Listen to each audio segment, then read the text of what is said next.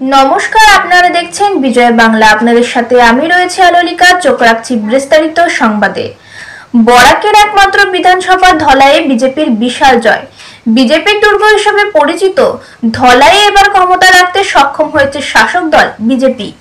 বিজেপির প্রার্থী নিহারঞ্জন দাসের জয়ে ধলাইয়ে দলীয় কর্মী সমর্থকদের মধ্যে আনন্দ উল্লাস দেখা যায়।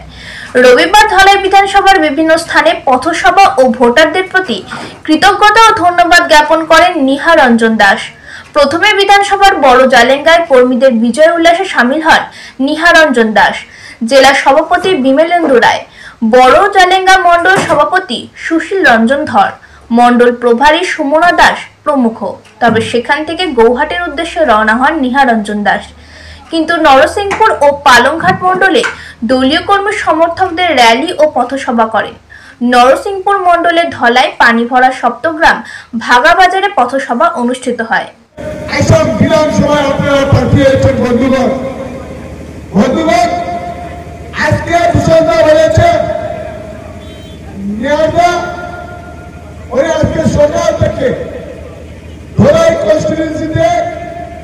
সমষ্টিতে উনি এসেছেন সবাই আশীর্বাদ দেওয়ার জন্য। সবাই যেভাবে প্রাণ পুরোভাবে প্রাণ ভয়া হবে ওনাকে আশীর্বাদ করেছে, উনি দৌড়ভাবে এবার গিয়েছে।